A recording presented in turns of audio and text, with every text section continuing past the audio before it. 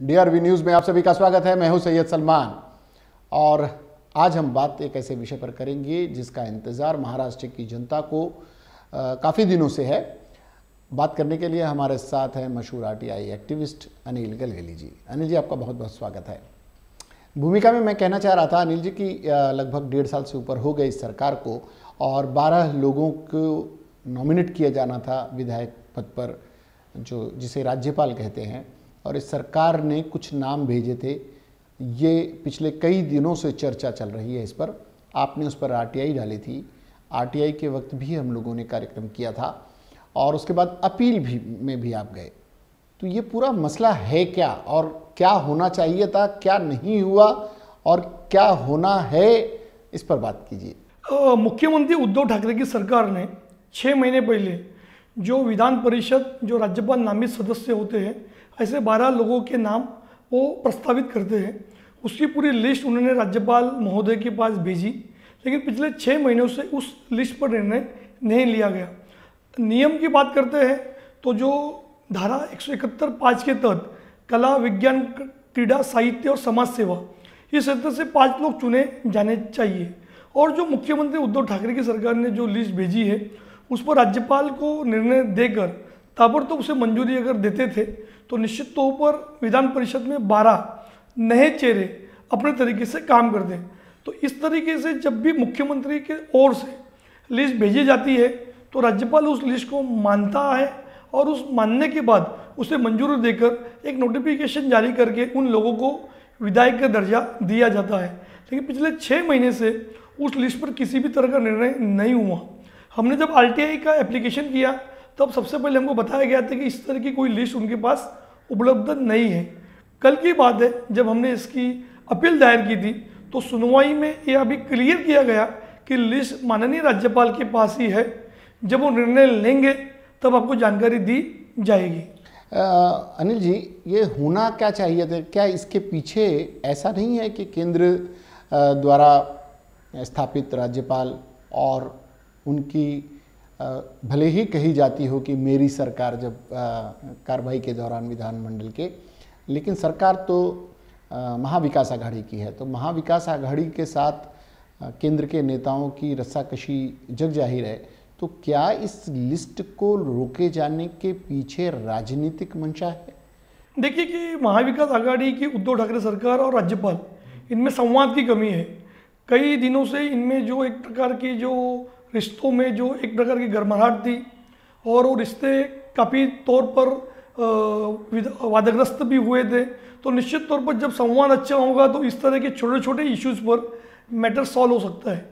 दुर्भाग्य से संवाद नहीं है। और दूसरी बात, संवैधानिक हिसाब से जब भी मुख्यमंत्री इस तरह की लिस्ट भेजते हैं तो संवैधानिक दायरे के भीतर जो राज्यपाल को उस लिस्ट को मंजूर करना उनकी मजबूरी भी है। लेकिन दुर्भाग्य से संविधान में इसके लिए कोई लिमिटेशन न होने की वजह से राज्यपाल समय ले रहे हैं। निश्चित तौर पर हमेशा भारतीय जनता पार्टी की ओर से जब भी सरकार गिराने की बात होती है तो ये मुद्दा सामने आता है कि जो 12 MLC के जो लिस्ट थी उसे मंजूर न करने के पीछे भारतीय जनता पार्टी के लोगों का हाथ है। लेकिन मेरा मानना है कि इस तरह की बात नहीं हो सकती, क्योंकि राज्यपाल एक काफ़ी बड़ा ओहदा है, संवैधानिक पद है। राज्यपाल इस छोटी छोटी चीज़ों में नहीं पड़ेंगे। कहीं ना कहीं तो जो संवाद न होने की वजह से लिस्ट लटकी हुई है और उस पर निर्णय नहीं हो रहा है। इसे कैसे मान लिया जाए कि इसमें संवादहीनता एक तरफ से तो नहीं होगी, दोनों तरफ से होनी चाहिए। कहीं क्लेरिफिकेशन भी तो नहीं मांगा गया है? क्लेरिफिकेशन मांगा जाता, सरकार उस पर क्लेरिफिकेशन देती, या फिर सरकार अपनी तरफ से पहल करती। सरकार ने अपने नाम दिए हैं तो अब तो गेंद कुल मिलाकर राज्यपाल के पाले में ही है। निश्चित तौर पर अगर राज्यपाल निर्णय लेते हैं, अगर राज्यपाल उसमें कुछ नाम गलत पाते हैं तो उस लिस्ट को वापस सरकार के पास भेजकर उसे ठीक करने की कवायद कर सकते हैं। लेकिन राज्यपाल निर्णय नहीं लेने की वजह से पूरी की पूरी प्रक्रिया ठप है। सरकार के पास अभी 3 विकल्प है। अगर राज्यपाल जी 12 में से कुछ नामों पर आपत्ति जताते हैं और वापस सरकार के पास भेजते हैं तो सरकार का दायित्व होता है कि उसे ठीक ठाक कर राज्यपाल के पास दोबारा भेजा जाए।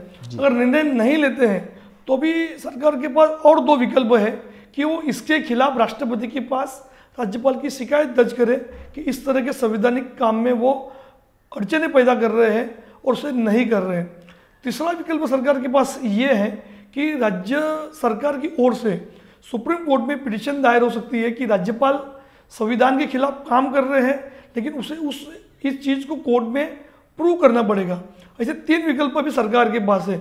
तो निश्चित तौर पर कहीं ना कहीं तो राज्यपाल को इस पूरे मामले को लेकर पहल करनी चाहिए, क्योंकि पिछले 6 महीने से कई प्रकार से राज्यपाल और जो राजभवन की जो गरिमा को ठेस पहुंचाई गई है, और इस तरह का निर्णय नहीं लेने की वजह से राज्यपाल की भी भूमिका पर सवालिया निशान लग चुके हैं। ये आपकी आरटीआई डालने और आरटीआई की अपील के बीच ये समझ में आया कि कुछ कार्य ऐसे भी होते हैं कि जब कार्य किए जाते हैं तो विवादित होते हैं, लेकिन ये एक ऐसा मौका है, बहुत कम ऐसे मौके आते हैं जब किया न जाए और विवादित भी हो जाए।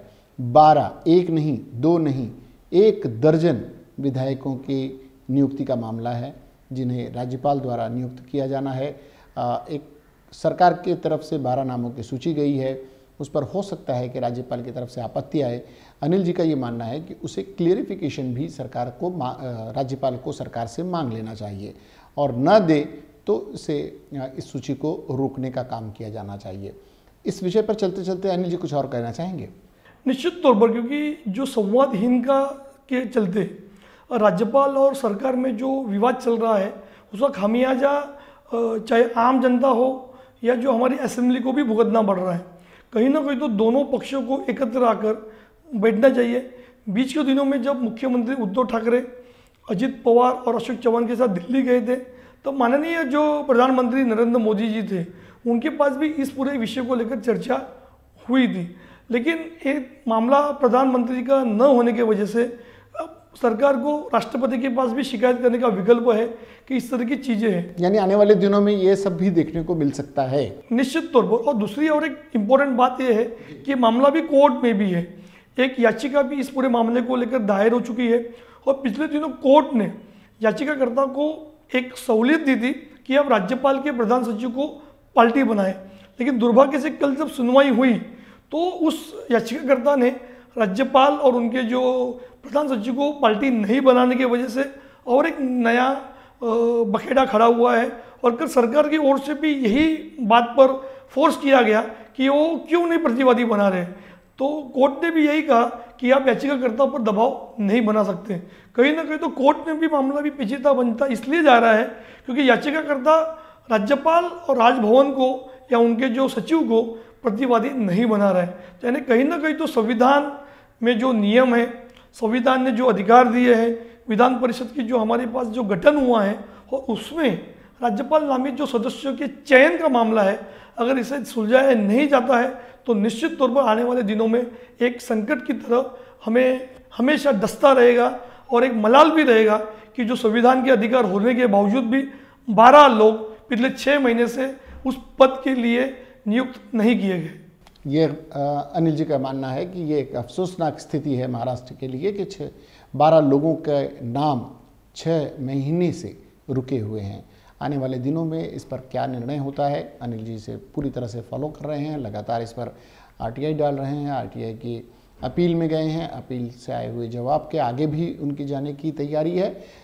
देखना ये होगा कि इस पर क्या निर्णय होता है और ये 12 विधायकों का मामला आने वाले दिनों में किस राजनीतिक मोड़ पर पहुंचाया जाता है।